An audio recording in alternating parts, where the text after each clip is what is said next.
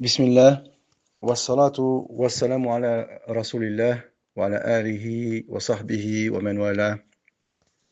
Alors aujourd'hui, même si on a peut-être un petit peu inversé l'ordre de nos chapitres sur le Talkib, mais tant pis, ça mettra plus de suspense à notre propos. Euh, Nous allons, ce qui constituera Muftarak Tariq entre nous et Salafi al-Mutakallima. Quand je dis nous, c'était l'orthodoxie et la Salafia al-Mutakallima qui se revendique Athariya et donc affilié à l'imam Ahmed, en sachant que Baqalini lui-même se considérait comme affilié à l'imam Ahmed. Donc il mettait un paravent pour se protéger contre j'en ai déjà parlé, les Hanbali de Bagdad. Abu al-Hassan al-Ash'ari lui-même, il se revendiquait de l'imam Ahmed. Et d'ailleurs, c'est ce qui était à l'origine de ce repentir dans une troisième phase ou la seconde, selon les avis. Ça aussi, j'en ai déjà parlé. Et donc, même l'imam Ahmed, il propose la charte de la Salafia dans le domaine des non-attributs divins. Ce qui constitue la méthodologie orthodoxe, qui est assimilée bien sûr à une orthodoxie terre à terre, arriérée, littéraliste, et on connaît le Hashawiya. Donc nous sommes des Hashawiya, nous ne sommes pas très intelligents, nous sommes des ignorants, on ne comprend rien, on est des Hashawi. On connaît la musique, entre guillemets. Et donc, c'est quoi la charte de la Salafia? والحديث عندنا على ظاهره والكلام فيه بدعة والكلام فيه بدعة. Donc ici, il y a une allusion au kalam. Donc ici, il y a une juxtaposition, une dichotomie. C'est le terme qu'il utilise notre ami pour parler de dichotomie entre le majaz ou le haqiqa. Donc dans le livre qu'il a consacré à Ibn Taymiyyah. Et là, bien sûr, il suscite forcément notre curiosité pour savoir ce qu'il en dit, non pas dans ce chapitre, mais dans le chapitre précédent, dans lequel il théorise la position de Ibn Taymiyyah pour établir le dogme. Donc là, c'est un sujet qui est d'actualité, d'une actualité brûlante nous concernant. Donc l'une de nos prochaines étapes sera de décortiquer son livre, de l'analyser en toute objectivité, bien sûr, sans lui porter préjudice. Et là, ça me rappelle, cependant, Radim, ça me ramène au livre Dhamm al-Kalam wa Ahlihi de Abi Ismail al-Harawi. Alors, bien sûr, Abi Ismail al-Harawi al-Ansari, c'est un littéralo-rigoriste, j'en ai déjà parlé par le passé. Et ce qui est intéressant, c'est que le livre, la recension, elle vient de Abdurrahman ibn Abdelaziz al-Shibl. Abdurrahman ibn Abdelaziz al-Shibl, rahimahullah, donc Tuwafa, qu'Allah ait son âme. Eh bien, c'est le frère du fameux Ali Shibl, le grand Bahith, le chercheur Ali Shibl, qui a des très très très belles recherches et, euh, et aussi des très beaux tahqiq des livres d'Ibn Taymiyyah. Donc j'ai traduit aussi notamment sur Tawassul, une risala qui était rare et dans laquelle il y a un biopic d'Ibn Taymiyyah. Donc j'en ai traduit des passages. La lissa, je l'ai traduit. Je ne sais pas si elle a été imprimée par la maison d'édition à laquelle je l'ai envoyé. Et donc ici, il est intéressant que ce Abdelrahman al-Shibl, rahimahullah, il était mon prof en première année de Kulliya, c'est en 1997. Et c'est à cette époque où il nous a fait une longue démonstration sur la position des Pétémiens sur Fenelnat. Donc on en avait déjà entendu parler, on connaissait les positions de Cheikh al-Albani qui disait qu'Ibn Taymiyyah avait tort. C'est chose que j'ai déjà parlé sur le passé, je ne vais pas approfondir ce point, parce que c'est ici, aujourd'hui encore, on a du travail. Et donc, c'était la première fois, pardon, oui, c'était la première fois que j'entendais une longue démonstration sur la position d'Ibn Taymiyyah. Bien sûr, par la suite, j'ai approfondi le sujet et il s'est avéré que je m'inscrivais en porte-à-faux avec la vision du Cheikh Abdelrahman al-Shibl. Et là où je veux en venir, c'est qu'à l'époque, lorsque j'écoutais ces cours, je n'aurais jamais imaginé que moins de 30 ans plus tard, je serais confronté à un nouveau fléau, à Salafi al-Mutakallima, qui se revendique d'être Athariya, sur les traces de l'imam Ahmed.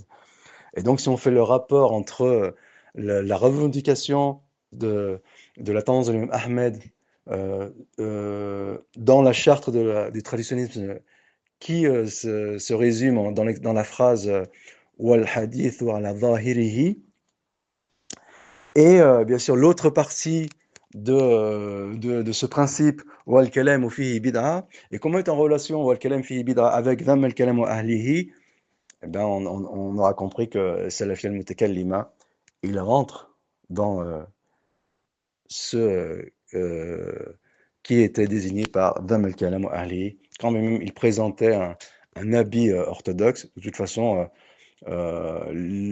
l'acharisme primitif, il présentait aussi un habit orthodoxe. Wabillahi tawfiq. J'attaque donc. Concernant l'approche globale, donc ici on a inversé on a fait un, un flashback, c'est-à-dire qu'on a inversé les chapitres au niveau du tarkib et on a laissé le meilleur pour la fin puisque ce chapitre est ça déterminant pour déconstruire la position de Messire. Alors ici on va rappeler les enjeux, c'est au sujet de la règle Sifalatu Saf, donc il a utilisé pour dénaturer l'attribut des doigts. Ici on est gentil, on reste uniquement à la dénaturisation, la dénuta, oh, au tartile, on va dire ça comme ça, mais même si ce n'est pas entièrement du tartile, ou à la négation des doigts, sans parler des autres attributs, bien que ça l'implique implicitement, mais on va le laisser souffler, on va rester avec les doigts. Et il dit que les doigts ne peuvent être, je répète sa position, Sifatul Awsaf, qui est bien sûr différente de la façon dont on a employé Cheikh Abdelrahman al-Barrak. Cheikh Abdelrahman al-Barrak, il dit Sifatul Awsaf bil Mawsouf, il n'a pas dit les Sifatul Awsaf. Le Sifatul Awsaf, ça sera plus proche de la position de Hisham ibn al-Hakam, l'Ithna Ashri, c'est-à-dire le duodécimain, ou en tout cas le chiite. Ici, pour me faire une attaque de forme, tant pis, et anthropomorphiste, qui dit que le Sifa, elle est ni ancienne, donc pour réfuter les Mu'tazilites, ni hadith, pour réfuter les Ash'arites, et donc lui, Wattakhad bayna dayka sabila, pour lui, Sifa la Tursaf. Bien sûr, notre ami Messire, il ne l'utilise ni dans ce sens-là, ni dans l'autre sens, mais il faudrait se pencher sur l'origine de cette expression. Donc je l'avais demandé à Messire, il ne m'a pas donné de réponse, pour les raisons qui le concernent. J'ai demandé à son ami proche, il ne m'a pas donné de réponse, il m'a même défié, il m'a dit quand tu me donneras ta définition de la composition, je te donnerai les références en question. Alors ça devient un vrai secret de Polychimel, l'origine de cette expression Asifal Tosaf, alors qu'en principe, ça devrait être un principe traditionnaliste. Ça fait plus de près de 30 ans que je lis Ben Temia, je n'ai jamais vu cette expression dans ses ouvrages. Donc c'est un vrai secret de Polychinelle, et on aimerait que Messire nous éclaire notre lanterne, nous, pauvres arriérés que nous sommes, les pauvres hachaouis que nous sommes, eh bien on aimerait comprendre, éclaire nos lumières, ramène-nous la source en toute humilité, de notre part, sans que ce soit un défi, ramène-nous la source de Sifal Saf. Et tout rentrera dans l'ordre. Akhil Karim. Et d'ailleurs, aujourd'hui, bon, bien sûr, pour Squat à l'humour, parce que c'est son génération jeune, et génération jeune, ce qu'on appelle génération Z, ils sont bien sûr en phase avec l'air du temps. C'est d'ailleurs la raison pour laquelle probablement il a émergé de cette génération Z deux pôles dont le point commun est la dimension rationnelle, et je vais expliquer par le passé, je vais en faire le profil psychologique, je vais expliquer par la suite. On va établir le profil psychologique de cette génération, entre guillemets perdue. Ça me fait penser à une chanson de Mylène Farmer à la fin des années 80, au début des années 90. Donc c'était les balbutiements de la génération Z.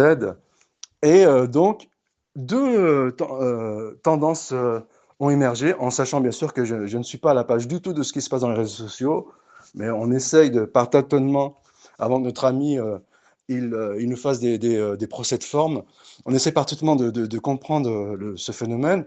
Donc il y a deux grandes tendances qui ont émergé dans cette génération Z, que sont on va dire, les néo-asharites ou les mu'tazilites, donc qui ont penché vers le Kelem, et toujours sous le couvert de la rationalité, du rationalisme. Et l'autre tendance, ce sont des salafis et mutakallima qui, eux, se sont penchés sur la rationalité, mais du point de vue des textes, et ils tendent vers un syncrétisme avec l'autre tendance, parce qu'ils ont un point commun là, qui est la rationalité, et je vais en expliquer ce phénomène d'un point de vue psychologique et anthropologique. euh, qui est la rationalité, et donc il y a un syncrétisme à faire entre eux, et lors de ce syncrétisme, puisque les deux acceptent la dimension rationnelle des textes, qui est résumée pour les Athari dans euh, الحديث عندنا ظاهري والكلام في بدعة. Et donc, euh, les deux s'accordent sur la dimension rationnelle des textes. C'est la raison pour laquelle il faut définir qu'est-ce qu'on entend par cette rationalité. J'ai cru comprendre qu'ils font des débats, et à juste titre, ils ont raison. Les Salafia Mutakallima, ils font des débats avec des athées, ce qui est une très bonne chose. Sous quel couvert? Ils disent que la religion, c'est uniquement la foi. Alors nous allons déconstruire le discours athée du point de vue rationnel. Donc bien sûr, cette approche, elle est en phase avec l'air du temps. Mais maintenant, il faut définir qu'est-ce que la rationalité. C'est pour ça que Ben Taimiyya a dit qu'il y a deux sortes de preuves charia. Et ça, j'avais utilisé cet argument contre l'élitaire et le rigorisme. Les deux sortes de preuves de charia que sont ad-dalil al-nassi, comme qui est le texte, ou ad-dalil al-aqli. Maintenant, il faut définir qu'est-ce que le dalil al-aqli. Et il est là, el-tariq al-muftarak. Il est ici le carrefour entre eux et nous. Bon, bien sûr, peut-être que beaucoup n'appréhendent pas ce point, mais là, on vient d'en faire une synthèse. Et donc, euh, il est intéressant que, puisque Messire il maîtrise les outils de l'éloquence, puisque Messire il maîtrise les outils de la dialectique, dialectique c'est-à-dire kalam héristique, qui a été, pour laquelle Schopenhauer, le philosophe, a consacré un ouvrage qu'il appelle l'art d'avoir toujours raison, et donc qui utilise des moyens rhétors, non pas pour défendre la vérité objective, mais pour défendre sa position. Donc, quitte à utiliser des sophismes et des moyens rhétors, et, je renvoie pour cela à la page Wikipédia de, de la dialectique héristique. Donc, je disais que, puisque l'éloquence est envoûtante et déstabilisante, et que Messire maîtrise l'art sournois et sophiste de la dialectique, et donc kalam héristique, eh bien, forcément, on va chercher une rencontre entre Messire et les traditionalistes et les orthodoxes. C'est la coule de source. Et donc, le point commun entre les néo-ash'arites, ou voire mu'tazilites, hein, donc, et les salafia mutakallima, qui cherchent à faire un syncrétisme entre la raison grecque et, et les textes orthodoxes, donc c'est dans l'air du temps, c'est exactement le réformisme, le progressisme, eh bien, leur adversaire commun, c'est la Taïf al-Mansoura, la coule de source. Leur adversaire commun, ce sont les traditionalistes. Et forcément, qu'est-ce qu'il faut faire? Eh bien, il faut s'attaquer à ces traditionalistes. C'est la raison pour laquelle il faut organiser ou provoquer un affrontement avec les éléments je ne vais pas dire les figures de proue, mais certains éléments de ce salafisme traditionnaliste, contrairement au salafisme Tekallima. Et ça m'avait pensé à un vieux film, dont d'ailleurs j'ai parlé récemment. J'avais pensé à, au parrain, lorsque Don Corleone il dit à son fils Michael, celui qui viendra te parler d'une rencontre avec Barzini, donc en l'occurrence Messire, ce sera lui le traître. Bon, bien sûr, c'est sous le ton de l'humour, pour décomplexer les débats. Et donc, nous attaquons notre démonstration sur le Tarkib qui sera déterminant dans ce débat, en l'occurrence. Donc revenons à notre flashback. Comme à son accoutumée, Ibn Taymiyyah, donc, duquel se revendique Messih, a deux approches pour détruire les procédés sur lesquels s'appuient les négateurs pour renier en tout ou en partie, ou tout en partie, les attributs divins. Ces procédés sont nombre de trois. Le Dalil al-A'rad wa Huduth al-Ajsam, que nous verrons ultérieurement, Inch'Allah, le Dalil al-Irtisas, que nous verrons également, et le Dalil al-Tarkib, que nous venons d'aborder, et qui est l'arme vitale des Mutafalsifa et l'une des deux cartouches dont disposent les Mu'tazilites, leur arme favorite. Donc on dit que nous venons de parler, ce sont les parties les deux vidéos précédentes. Leur arme favorite étant Dalil al-A'rad wa Huduth al-Ajsam, pour renier les attributs divins. Donc ici, il dit que le talqib, c'est l'arme des mu'tazilites. Donc cette approche, elle est d'ordre général. C'est-à-dire qu'ici, Ibn Taymiyyah, il va théoriser comment se comporter avec des termes ambigus. Alors, tu vois, on nous dit, oui, le talqib, c'est ambigu, donne-nous ta définition, te donne la nôtre, et la conclusion, la conclusion imparable, elle est que, eh ben, que Allah n'a pas de doigts. Non, ça marche pas comme ça, Habibi. Désolé, sans être rabat-joie, ce n'est pas la mauvaise foi, mais c'est que les choses, elles se présentent amplement autrement. Désolé pour ce barbarisme. En tout cas, ici, nous allons aujourd'hui déconstruire le talqib, qui est l'arme fatale de notre ami. Et déjà, mon erreur lui a été fatale, et son arme fatale, lui sera également fatale. Pour commencer, nous disons que le terme talqib est ambigu. Bah oui, c'est la coule de source. Il me dit, quelle est ta définition du talqib? Le terme talqib est ambigu, étant donné qu'il renvoie à plusieurs sens possibles. Et c'est d'ailleurs la raison pour laquelle il l'utilise. J'avais prévenu. J'ai dit que le kelem, qui est élitiste, il a pour ambition de jeter de la confusion dans des notions qui sont claires. Je l'ai dit avant notre rencontre, et nous sommes arrivés à cette conclusion, qu'il jette de la confusion à travers le débat linguistique, les considérations minutieuses, pointilleuses du linguistique, c'est pour jeter de la confusion, et pour arriver à la conclusion que Allah n'a pas de doigt. Même si ils vont trouver une parade pour dire non, on n'a jamais dit ça. Mais bon, le débat avec le chrétien, il est suffisamment, grâce à Dieu, éloquent. Donc, étant donné qu'il renvoie à plusieurs sens possibles, le talqib est ambigu, étant donné qu'il renvoie à plusieurs sens possibles, soit à son sens étymologique et au sens technique que les philosophes et mutakallimin lui donnent et qu'ils ont rajouté à leur vocabulaire. Cheikh Islam Ibn Taymiyyah, rahimallah, duquel se revendique notre ami, explique que les grandes références interdisaient d'utiliser des expressions nouvelles dont le sens est vague et ambigu. Des expressions qui mélangent le vrai et le faux, entre termes qui induisent en erreur. Celles-ci sont en effet susceptibles de porter à confusion et de créer des polémiques et des dissensions. Contrairement à celles qui, donc c'est ce qu'on a expliqué concernant le djisme, contrairement à celles qui ont une origine dans les textes ou celles dont les anciens ont éclairé le sens, celles-ci engendrent l'union et le savoir. En fait, les négateurs ne peuvent renier ouvertement les textes, c'est la coule de source. Alors, ils ont recours à une technique. Ils utilisent des termes ambigus afin de cacher leurs intentions. Là, on dirait qu'ils sont en train de lire dans leur cœur, de cacher leurs intentions à ceux qui n'ont aucune expérience de leur vocabulaire. Puis, ils mettent en avant que leur ambition est d'exempter le Seigneur de tout défaut. Eh oui, Dieu n'est pas murakkab. Bien sûr, toutes les références, les propos que je ramène ici, ils sont des Ibn Taymiyyah.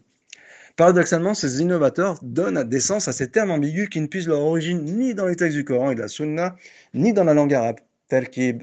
Quelle est ta définition de la composition? Puis, ils s'en servent pour s'insurger contre le vrai sens de ces termes, talqib, pour dire qu'Allah n'a pas de doigt. Quant aux anciens, ils taxent innovateurs les partisans de ces termes ambigus et s'attachent fidèlement à ceux qui sont légitimés par les textes. Et oui, ce sont des hachawis, c'est pas de ma faute. Les anciens sont des hachawis, ce sont des arriérés qui ne comprennent rien. Ils sont des ignorants. Cependant, ils ne rejettent pas pour autant ces termes ambigus d'un seul bloc. Sur la forme, ils sont certes intraitables, car on ne rend pas un mal par un mal, dans le sens où on ne combat pas les réfractaires à la révélation avec des moyens qui sont contraires à leur religion. Et oui, mon ami, lorsqu'on utilise le kalem pour répondre au kalem, ce n'est pas pour valider le kalem. Ce n'est pas pour dénaturer notre divin, ce n'est pas pour dire qu'Allah n'a pas de doigts. Si tu utilises le kalem, c'est pour établir le contraire, qu'Allah a des doigts. En l'occurrence, cependant, sur le fond, leur approche est d'interroger leurs partisans sur le sens qu'ils leur donnent. Cette technique, elle est extraordinaire. Et notre ami, il veut l'utiliser contre nous pour déconstruire l'idée que les doigts font partie de la main. On va dire ça comme ça, pour ne pas qu'ils nous attrapent avec des critiques de forme. Donc, pour conforter l'idée que les doigts ne font pas partie de la main. Que la main n'est pas composée des doigts. On va dire ça comme ça, parce que composé, ça veut dire talqib. Il les accepte sur le fond, à condition qu'ils soient conformes au texte, sinon il les réfute catégoriquement. Les doigts font partie de la main. Ainsi, une enquête minutieuse s'impose, car comme nous l'avons vu, ces termes ont un double sens. Et il ne serait pas pertinent d'en bannir un, le vrai, sous prétexte de bannir l'autre, le faux, pour ensuite sombrer dans l'extrême opposé et devenir soi-même un innovateur. Oui, on ne rend pas le mal par un mal, on ne rend pas une innovation par une innovation, on ne rend pas une hérésie par une hérésie. C'est pourquoi, fidèles à leurs principes, les traditionalistes hachawites prônent l'istifsal. Alors qu'ici, on vient on vient d'inverser les rôles et on nous demande l'estifsal sur ce qu'on pense de la définition de dans le stade, la définition de la composition. C'est le monde à l'envers. Ben, c'est l'époque, c'est l'ère du temps. L'istifsal. Nous avons vu précédemment que si sur la forme le terme terkib est rejeté pour parler de Dieu, il incombe cependant sur le fond d'interroger ce qu'on entend par là. C'est ce qu'on appelle l'istifsal. Ibn Taymiyyah est un génie, je pense qu'on est tous d'accord sur ce point. En revenant à ces différentes définitions, nous comprendrons mieux de quoi il en retourne. La définition du terkib et du murakkab, ça fait mal ici, Ahé. Ça fait très mal. Parce qu'ici, ton sifalato saf est en train de voler en éclats. Au niveau de la langue, au niveau de la langue. Donc ici, tu ne peux pas nous reprocher de ne pas avoir une méthode académique. Ici, cette thèse ici, j'aurais pu la présenter aussi bien, bon, mais ça en sachant que c'est une traduction, mais pour notre ami, la position d'Ibn Taymiyyah, si je rassemble tous mes articles, je peux en faire une thèse qui n'a rien envie aux deux niveaux, ni magistère, ni doctorat par la grâce d'Allah Azzawajal. Ici, nous disons cela non pas par prétention, mais uniquement pour montrer que notre approche, elle est scientifique. Même si ce n'était pas que la vie de l'introduction, ici, notre discours, il est purement scientifique. Et nous reviendrons sur les travers de l'approche académique dans un avenir proche, Inch'Allah. Donc, au niveau de la langue. Au niveau de la langue, le terme murakkab est le participe passé du verbe rakkaba, comme jamma'a, mujamma', allafa, mu'allaf, harraka, muharrak. Dans ce registre, nous avons le verset de la forme qu'il veut, il t'a constitué. On dit également rakkabtu al-bab pour exprimer qu'on a monté, installé une porte. Ainsi, le premier sens de murakkab, c'est d'être constitué ou installé par autrui dans le sens où on subit l'action. Or, pour certains murakkab concèdent certaines nuances qui s'élèvent au nombre du 3. Dans l'usage dans l'usage, donc 2, un peu comme dans le premier sens, murakkab désigne également les éléments séparés qui sont montés les uns aux autres par une main extérieure. Fabrication, plat, vêtements, construction. Il va sans dire que de désigner Allah en faisant allusion à ces deux premiers sens est un blasphème impardonnable. Donc ce à quoi on voudrait nous affilier. On voit nous affilier à ce blasphème impardonnable. Il n'est pas permis de les utiliser pour certaines créations, alors que dire de créateur? Or, il convient de préciser que bien que ce soit le pire des blasphèmes, aucune secte notoire ne s'est jamais aventurée à traiter Allah de la sorte. Donc, on va dire qu'ils ne nous attribuent pas ce blasphème impardonnable, ils vont nous attribuer le suivant. Donc, bien sûr, il est possible d'utiliser des termes hérétiques par condescendance, si l'intérêt le réclame. C'est le cas, par exemple, quand on s'adresse à des personnes qui connaissent que ce vocabulaire. Donc, voir Menachona que notre ami utilise. Si on me demande les références, je les donnerai. Troisièmement, murakkab pour renvoyer à tous les corps qui sont composés de parties distinctes, comme les membres et les organes qui composent le corps humain. Certes, l'homme fut créé sous la forme compacte sous laquelle nous le voyons, mais il est possible de lui enlever ou oblitérer certains membres. En cela, il est divisible. Il va sans dire également qu'Allah est exempt de toute particularité. Alors ici, je ne vais pas revenir sur le qad al-mushtarak et qad al-mushtarak, quoique je devrais en réalité. On va dire que je vais quand même l'évoquer de façon succincte. C'est que le qad al-mushtarak, c'est la main. Le qad al-muftarak, c'est que la main, ou on va dire les doigts. Le qad al-muftarak, c'est que les doigts, pour ce qui est de l'homme, eh bien, il est créé sous la forme compacte sur laquelle nous voyons, mais il est possible de lui enlever ou oblitérer certains membres. Ou le qad al-mushtarak, c'est quoi? C'est que cette particularité, elle est propre à l'homme. Donc, encore une fois, notre ami, il a un problème avec le qad al-muftarak ou le qad al-mushtarak. Ici, il dit ça dans Dar Ta'arud al-Aql wa al-Naql, alors que notre ami, il a consacré un livre pour conjuguer entre la raison et le challenge très ambitieux entre la raison et la révélation chez Ibn Taymiyyah. Quatrièmement, murakkab peut renvoyer enfin aux éléments simples, comme l'eau qui accepte la séparation. Ici même, remarque, soit qu'Allah est exempt d'une telle particularité. Il est plus grave de dire qu'Allah est composé dans le sens où il accepte la division et la répartition, que de dire qu'il engendra un enfant qui serait une partie de lui séparée de son essence. Allah le Samad qui refuse d'avoir été composé par des éléments disparates ayant été rassemblés, mais qui refuse aussi d'être composé d'un seul bloc, mais acceptant la division comme le cœur humain. Aucune des 4 acceptions répertoriées par la langue et les savants ne convient pour désigner l'un, le seul et l'unique, le maître absolu qui n'a pas engendré ni n'a été engendré, et dont nul n'est égal à lui. La première d'entre elles est la seule fidèle à sa définition étymologique. Quant à la deuxième et la troisième, celle-ci a été proposée par certains savants. Quant à la dernière, elle s'inscrit dans la continuité de la troisième. C'est ici que le sifsal entre en scène, et qu'on est en droit de se demander ce qu'on entend par le talkib, qu'on refuse d'attribuer au Très-Haut. Est-ce que Est-ce qu'on entend l'un des quatre sens évoqués plus haut? Si la réponse est oui, alors nous sommes d'accord. Bah oui. Si tu dis que le talkib consiste à que c'est la forme compacte sur laquelle nous le voyons, certes l'homme fut créé sur la forme compacte sur laquelle nous le voyons, mais il est possible de lui enlever ou oblitérer certains membres. Si tu entends par là cette définition de talkib, qui est donc selon le sens muftaraq, eh bien, nous sommes d'accord. Habibi. Sauf que le sens al-muftaraq, qui ramène le sens, grâce au sens muftaraq, eh bien, nous reconnaissons le sens al-muftaraq, donc al-ma'na al-mutlaq des doigts, et que ceci n'empêche pas cela. C'est Ibn Taymiyyah qui l'explique. Tu as écrit un livre sur Ibn Taymiyyah, Akhil Karim. Un livre très ambitieux. Je continue. C'est la définition de Talkib chez les dissidents de la révélation. Mais malheureusement, les mutafalsifa, les mutakallimin n'entendent pas de cette oreille.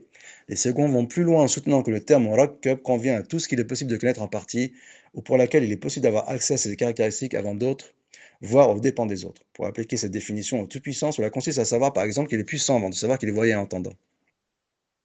Alors ici, c'était une autre paire de manches, car cela reviendrait à entrer sous l'appellation du talkib toute chose dans l'existence. C'est pour cela que nous leur renvoyons l'ascenseur en demandant de nous citer une seule chose dont rien la concernant n'échappe à leur connaissance.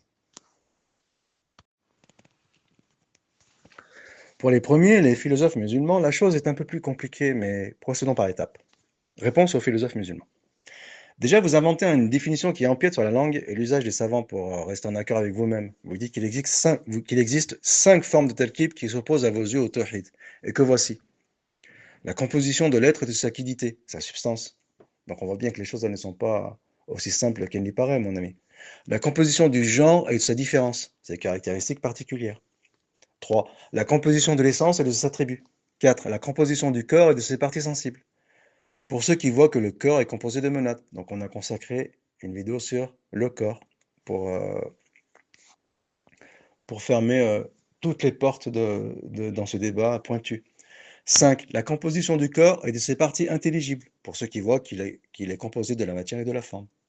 Or, les grands spécialistes ont conscience qu'une telle définition est purement conventionnelle. Bah oui, c'est conventionnel. On ne rejette pas la réalité des noms attributs divins à cause de ces conventions. Ça coule de source, mon ami Messire. Tu es un surdoué, tu comprends ces choses. Ce n'est pas à moi de te les rappeler. Moi, un pauvre hachaoui, un pauvre ignorant. Je ne peux pas te rappeler, je ne dois pas te rappeler ces choses-là. C'est des choses qui coulent de source. Donc, n'utilise pas le talqi pour dire qu'Allah n'a pas de doigts. On va le dire autrement, pour ne pas que tu nous fasses un procès de forme, pour dire que, les doigts, que la main n'est pas composée de doigts. Or, les grands spécialistes ont conscience qu'une telle définition est purement conventionnelle, de deux choses l'une. Soit vous faites allusion à une conception abstraite, bah oui, c'est une définition abstraite, elle n'a aucun lien, c'est purement mental, elle n'existe pas dans la réalité.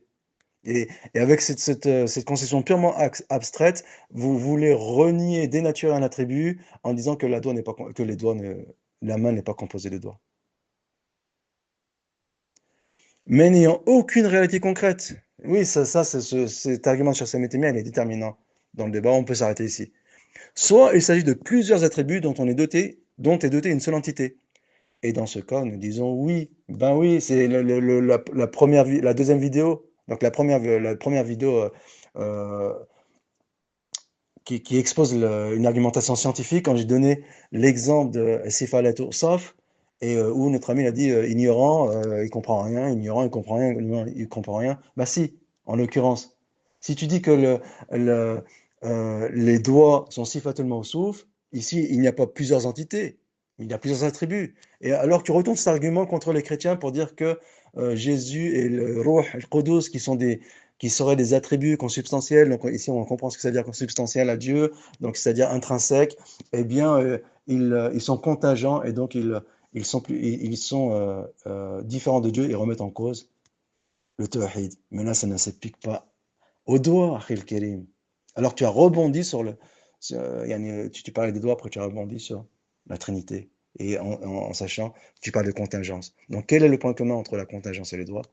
Ben, je te laisse donner une réponse. Donc nous disons oui. Ça, c'est l'Ibn Taymiyyah dit ça dans Majma' Fatawa. Et donc ces fameuses 5 formes ne sont en rien des compositions, si ce n'est qu'entre vous. C'est vous qui décidez, c'est vos conventions à vous. Donc vous nous jugez selon vos conventions. Ce qui n'est pas une référence entre nous. Ben oui, de notre point de vue, ce n'est pas le cas. Nous, on s'en tient à la langue. Que la main est composée de doigts. والحديث عندنا على ظاهره والكلام في بدعة. Arrêtez votre kalam. Nous, nous sommes de pauvres hachaouis, on ne comprend pas votre kalam. La preuve, c'est que d'autres vous le contestent. Déjà, vous n'êtes pas d'accord entre vous. Pour mieux nous représenter la chose, nous allons nous pencher un peu plus sur le sujet. En d'autres termes, nous allons enfoncer le couteau dans la plaie. Les 5 formes de talqi pour les philosophes musulmans. La première forme, la composition de l'être et de sa quiddité, sa substance. Il aime bien ces mots, notre ami. Al-Jawhar et d'autres. Nous allons revenir sur le Jawhar qu'il a utilisé dans Jawab al-Sahir. Nous prenons notre temps, Inch'Allah. Nous avons tout notre temps pour répondre. Il veut nous dire à travers cela qu'Allah n'a aucune réalité tangible, si ce n'est que l'existence absolue conditionnée. Oh là là. Bon, bien sûr, ça c'est incompréhensible. Je pense qu'il n'y a que des gens comme Messire qui peuvent comprendre ce genre de discours. Donc il dit, si ce n'est que l'existence absolue conditionnée à l'exception absolue, ouais, j'ai dit, al-mutlaq bishart al-itlaq, sinon il serait forcé de lui attribuer l'existence. Ce que voudrait dire que l'être nécessaire serait à la fois inhérent et l'effet ou la conséquence de cette réalité, ce qui est en contradiction avec sa particularité de nécessité. Car on peut à la fois être nécessaire et une conséquence de cette nécessité. S'ils se mélangent autant les pinceaux, c'est pour rester cohérent avec leurs principes farfelus. Oui, là, c'est de la philosophie, hein. C'est du sophisme. Ils distinguent en effet entre l'existence du possible et sa substance. Donc, Tafawut el-Falasifa, el-Razali note, el-Razali, donc, ils l'ont appelé comment en français? Ah, joli. Note que les philosophes eux-mêmes confessent qu'il y a un décalage entre leur conception irrationnelle et la réalité. Si tu me demandes, Achim Messir, la référence, je te la donne. Donc là, ici, Tafawut el-Falasifa de Razali. Donc, aie l'obligeance de nous donner ta référence lorsque tu nous parles de un sifat de la tout sauf. Ne fais pas comme si c'était un secret de polichinelle. C'est une boutade, hein. Donc, ne me fais pas un procès de forme. Et donc, il y a un décalage entre la question irrationnelle et la réalité. Taïb. Par souci de classification, la logique grecque établit des principes qui restent au stade de la pure représentation mentale. Eh oui, messire, nous posons le doigt sur notre conflit, mais qui n'ont aucune place dans le monde réel. Est-ce que tu l'as expliqué ça dans ton livre? Quand ils parlent de l'homme en tant qu'espèce dans l'absolu, ils font allusion au genre humain. Cet ensemble dans lequel entrent tous les membres de son espèce. C'est une conception purement abstraite et absolue. C'est ça qu'on aurait voulu t'entendre dire aux chrétiens. Akhil Karim. Certes, je ne suis pas capable d'affronter un chrétien, certes, je suis un ignorant, certes, je suis un hachaoui, mais toi, qui as les capacités intellectuelles pour le faire? C'est ça que tu aurais dû lui répondre. Donc, elle reste dans le monde des idées, indépendamment de toute application concrète. Quand on prend un homme X, il n'est pas une partie de l'homme absolu. Bah oui, ça, tu es un surdoué, tu comprends ces choses. Et tu les comprends même largement mieux que nous. Donc c'est à toi de les clarifier, Barakallahu fik. Étant donné que ce dernier n'existe pas, il n'existe pas une partie de l'homme absolu, étant donné que ce dernier n'existe pas, bah oui. Cette explication d'Ibn Taymiyyah, elle est extraordinaire, il dit ça dans Majma' al-Fatawa. Les philosophes les plus objectifs l'ont bien compris. Ils contestent ce que les anciens appelaient l'idéal platonicien. Donc là, c'est à toi de nous éclairer sur ces points. Il nous échappe, nous, le Hachawiyya. Sans entrer dans les détails, Platon avait imaginé un monde sans forme, purement utopique et parallèle au nôtre. Tout cela pour dire que l'existence ou l'être absolu n'existe pas, l'existence ou l'être absolu n'existe pas. Les philosophes lui décernent 3 appellations, mais leur histoire est la même. Donc on voit bien que ce sont des élucubrations linguistiques. Ça n'a aucune incidence sur le fait qu'Allah est composé de doigts, que la main est composée de doigts, et ça c'est comme ça, pour pas que tu nous fasses des procès de forme. Un, donc le résultat est le même. Un, l'être absolu conditionné à l'exception absolue. Donc là c'est du sophisme là. Deux, l'être absolu conditionné à l'exception négative, que nous avons détaillé dans le deuxième et troisième nom. 3, l'être absolu non conditionné. Reprenons-les un par un, donc enfonçons le couteau dans la plaie. Premièrement, l'être absolu conditionné à l'acception absolue se défend d'employer toute expression qui pourrait le caractériser, ou en d'autres termes, qui pourrait le rattacher à un particulier. On ne peut ni dire qu'il est nécessaire en lui-même, ni dire qu'il n'est pas nécessaire en lui-même. On ne peut ni affirmer quoi que ce soit à son sujet, car cela reviendrait à le distinguer et à le particulariser. Ça ressemble un petit peu à Sifatillah Tosaf de Hisham ibn al-Hakam. Donc il dit ça dans Dar Ta'arud al-Aql wal-Naql. Selon cette conception, rien dans le monde sensible ne peut exister par lui-même ou être l'attribut d'une entité existante. De ce point de vue, a fortiori, il refuse que le Seigneur de l'univers puisse être ainsi. Ce principe ne se contente pas de faire voler le monothéisme en éclats, mais comble de l'impossible, il rallie les contraires. Nous sommes en pleine philosophie ésotérique. Voici les implications. On avait dit dans la vidéo précédente que ces notions, elles sont empruntées aux Grecs qui eux-mêmes sont influencés par les cultes à mystère de l'Antiquité. On avait dit, ils disent que le principe actif, il est immobile. Donc ici, on est dans un discours de Karmat, c'est-à-dire en gros, le discours de Karmat, c'est quoi? C'est le pur sophisme. C'est de l'ésotérisme à l'état pur.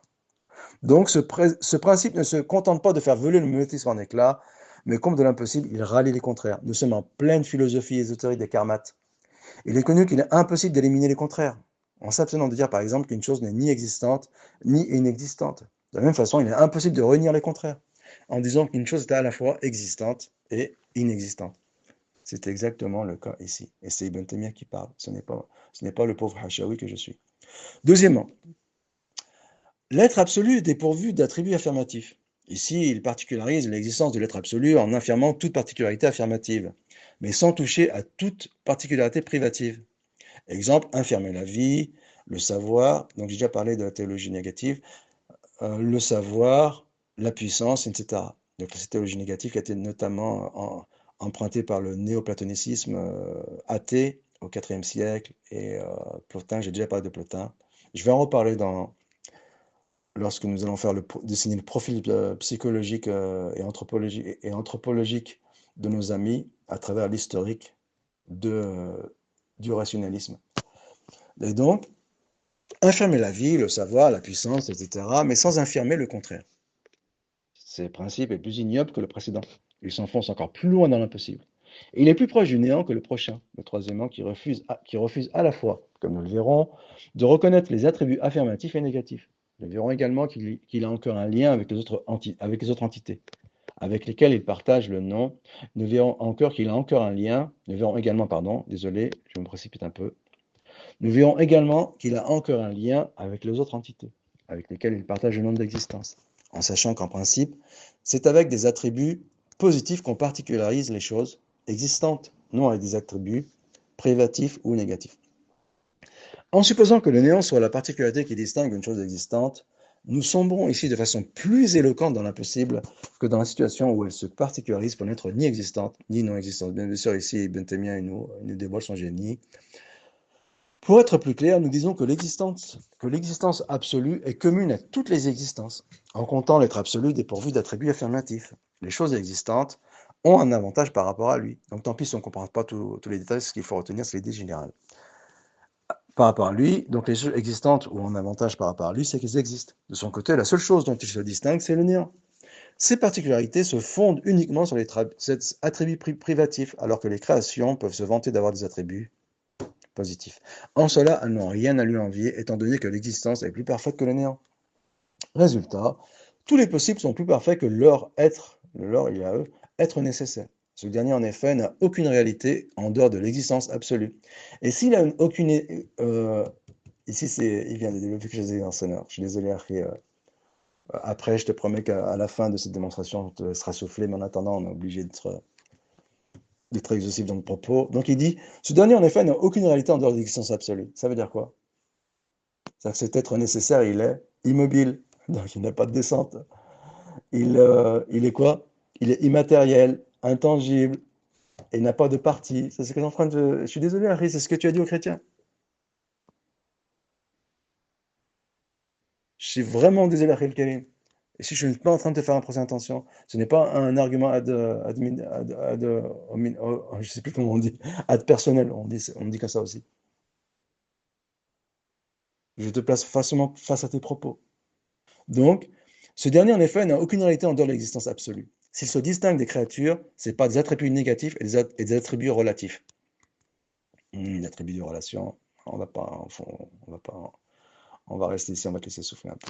Pourtant, même là, ils disent que ce genre d'attribut n'a aucune particularité quand on parle dans le monde de l'absolu qui réclame plutôt des attributs affirmatifs pour marquer sa différence. Ici, nous avons dépassé les frontières de la mécréance depuis des mille et des mille. Bien sûr, ce n'est pas ton cas, nous sommes d'accord. Conclusion, ce genre d'existence est impossible dans le monde réel. Conclusion extraordinaire du génial génie Ibn Taymiyyah, rahimahullah. Nous pauvres hachawit, ces notions nous dépassent. Troisièmement, l'être absolu qui est exempt à la fois d'attributs positifs et d'attributs négatifs. Ici, il particularise l'existence de l'être absolu en affirmant toute particularité affirmative mais aussi primative. Exemple, il est vivant sans vie, puissant sans puissance, savant sans science. C'est déjà, comme nous l'avons souligné, plus cohérent que le précédent qui se contentait d'évoquer ces particularités avec des attributs affirmatifs, mais sans parler d'attributs négatifs. Nous restons tout de même dans le domaine de l'impossible, en voulant l'appliquer dans le monde extérieur, qu'il s'agisse aussi bien de l'existence universelle que l'existence individuelle. Hadith Nuzul. Ah bon? En plus au début, en introduction sans propos. En d'autres termes, peu importe que le terme existence convienne à une multitude de cas, l'homme, le cheval, etc., ou bien qu'il convienne à un nombre restreint de cas, Zayd, Amr, l'essentiel est de savoir que sa concrétisation est impossible. S'il en est ainsi, l'être absolu dépourvu d'attributs affirmatifs, sans les attributs privatifs, colle plus à l'impossible et se rapproche plus du néant. Ménage et sunna que notre ami utilise. Et ici, Ibn Taymiyyah, il nous montre, il nous met face à son génie, qu'on le veuille ou non. Quatrièmement, l'être absolu non conditionné. Il s'agit de l'être universel et naturel qui s'étend à toutes les personnes et les choses qui existent. Cette notion d'universalité se situe également au niveau de l'esprit. Dans la réalité, il n'y a que des particuliers. Et si dans la réalité, il n'y a que des particuliers, donc les doigts ou la main est composée de doigts. Exemple, l'homme universel est composé de l'homme et de l'universalité, qui convient, comme nous l'avons vu, à une multitude de cas. Il est impossible de s'imaginer l'homme universel non conditionné, si l'on sait que l'universalité est applicable à tous les particuliers possibles. Chacun de ces particuliers a une réalité concrète et perd toute relation avec le terme générique universel. Donc avec ses particularités, tu n'as toujours pas, j'insiste, ces notions t'échappent, les notions de muftarak, mushtarak, pourtant tu es un surdoué. Il est encore temps de revenir à la raison, étant donné que tu es très jeune, alhamdoulilah, tu as l'énergie de la jeunesse, tu peux rectifier le tir très facilement. Ainsi, l'universalité peut très bien passer de la perception intelligible à la réalité sensible, mais à condition de perdre son universalité et de prendre une forme particulière, ce qui démontre que la restriction non conditionnée ne constitue aucun intérêt. Les quatre formes d'existence que nous venons d'expliquer sont toutes les fruits d'un exercice de l'esprit, ne respectant pas forcément les normes du monde concret. Ce sont des équilibrations intellectuelles, Akhil Karim. Ça n'a aucune incidence sur le fait qu'Allah, il est doté de doigts, mais pour être plus précis, pour éviter ton courroux, que la main est dotée de doigts. Il y a souvent un décalage entre l'imagination et la réalité. Ainsi, c'est la première forme de talkib des philosophes, qui n'est autre que la composition de l'être et de sa quiddité. Cette composition n'est envisageable ni pour les créateurs, ni pour les créatures. La conception que nos chers intellectuels ont de l'être nécessaire, qui par définition s'oppose au néant, relève plus de l'impossible qu'autre chose. C'est pour cette raison qu'elle ne dépasse pas l'étape de l'imagination avec laquelle il est possible de faire ce qu'on veut ou presque. Oui, avec l'esprit, on imagine tout et n'importe quoi.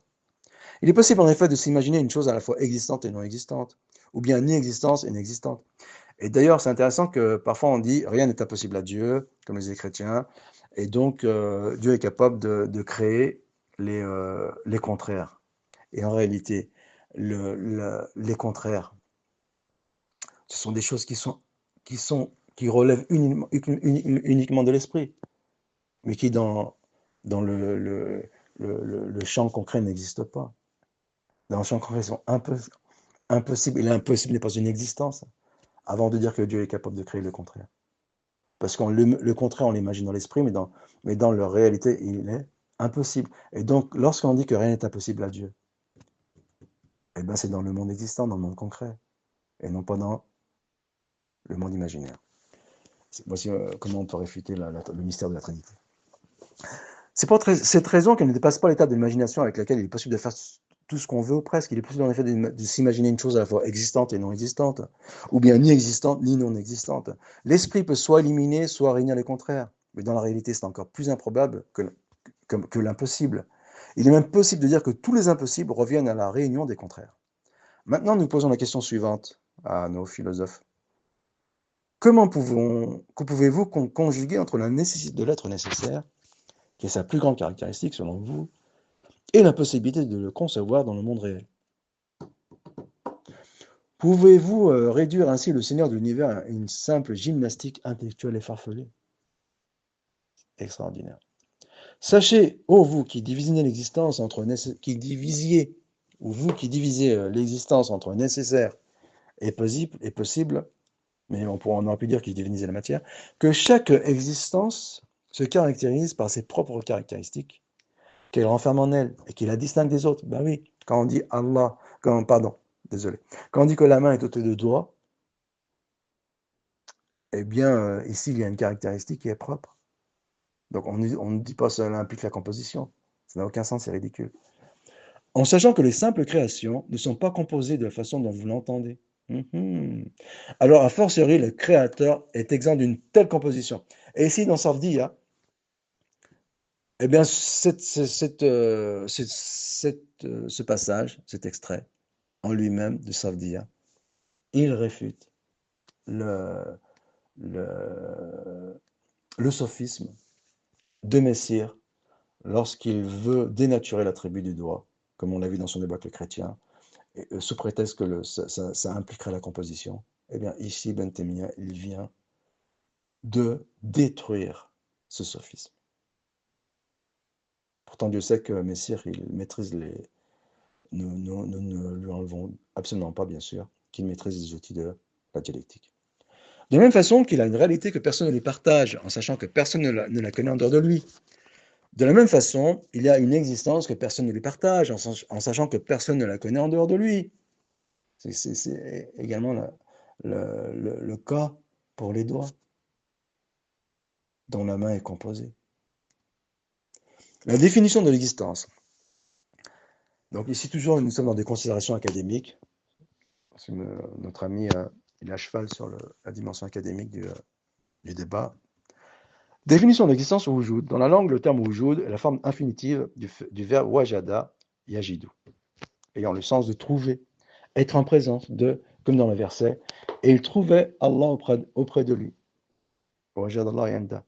Or, quand les savants parlent d'existence, ils ne veulent pas dire qu'elle a été trouvée par quelqu'un d'autre et qu'elle fut conçue par une main extérieure, mais ils entendent par là qu'elle existe bel et bien et qu'elle est présente dans le monde du réel et qu'elle ne fait pas partie du néant.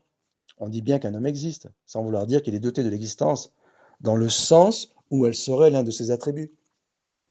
Démonstration extraordinaire. Mais plutôt qu'il est présent et qu'il fait partie de la réalité, non du néant. Son existence extérieure n'est pas un élément additif à sa réalité extérieure. Ainsi, sa substance, essence, extérieure correspond exactement à son existence extérieure, toujours ça de dire. Notons enfin que cette conception philosophique de cette première forme de composition n'est pas fidèle à la définition courante du terme composition. Et lorsqu'on me demande quelle est ta définition de la composition, eh bien c'est la définition courante, selon laquelle la main est composée de doigts. Elle est plutôt conventionnelle et propre aux philosophes. Donc on veut nous amener sur le terrain linguistique des définitions conventionnelles. Il n'y a pas lieu de distinguer de cette façon entre l'existence et la quiddité, étant donné que tous les deux ont une existence et une réalité qui leur sont propres. Nous sommes bêtes et méchants, nous sommes des hashawi, والحديث عندنا على ظاهره والكلام فيه بدعة. Donc, viens pas nous ramener pas de liquidité, de substance, contingence. Nous, on est bêtes et méchants, on ne comprend pas ces choses. Nous savons simplement que le hadith al-Zahiri, c'est que la main est dotée de doigts. Donc, les deux ont en commun le nom d'existence et de réalité, mais chacun se particularise par sa propre existence et sa propre réalité, cela va de soi. Sans qu'on ait besoin de dire que l'un est composé de l'autre, contrairement à ce que laissent entendre les philosophes. Waouh! Donc, Ibn Taymiyyah, il dit dans Minhaj Sunnah que notre ami utilise pour valider le sophisme Sifalato-Sof. Donc, les deux ont en commun le nom d'existence et de réalité. Mais chacun se particularise par sa propre existence et sa propre réalité. Ce constat, il est extraordinaire, bien qu'en réalité, il s'impose à l'esprit. C'est une notion simple, mais comme on l'a compliqué, lorsque l'on revient à une notion qui est simple, après avoir déblayé les élucubrations de l'esprit, eh bien cette notion simple, elle, elle, elle prend de la valeur. Donc, je répète, les deux ont en commun le nom d'existence et de réalité, mais chacun se particularise par sa propre existence, sa propre réalité, sans qu'on ait besoin de dire que l'un est composé de l'autre, contrairement à ce que laissent entendre les philosophes. Il est facile de comprendre le raisonnement, donc c'est Ibn Taymiyyah qui parle, et ce qui les a poussés à refuser que Dieu soit composé sous cette première forme. Cela les obligerait à dire que l'être nécessaire et la créature possible ont un point commun, l'existence qui sera la même pour les deux et qu'ils partageraient ensemble. Qad al-mushtarak, que notre ami n'a pas assimilé. C'est la raison pour laquelle il traite la position de Ibn Khuzayma, son auteur préféré, de ridicule. Cela, et même s'il est revenu dessus, mais ça sous-entend que c'est celle d'Ibn Taymiyyah, son joker de prédilection. Donc cela les met mal à l'aise. Qu'est-ce qui les met mal à l'aise? Cela les obligerait à dire que l'être nécessaire à la créature possible ont un point commun, l'existence qui serait la même pour les deux et qu'ils partageraient ensemble. Cela les met mal à l'aise, car allant à l'encontre de leurs principes. Oui, mais ce sont des principes sophistes. Intellectuels, certes, et décadents, mais sophistes malgré tout.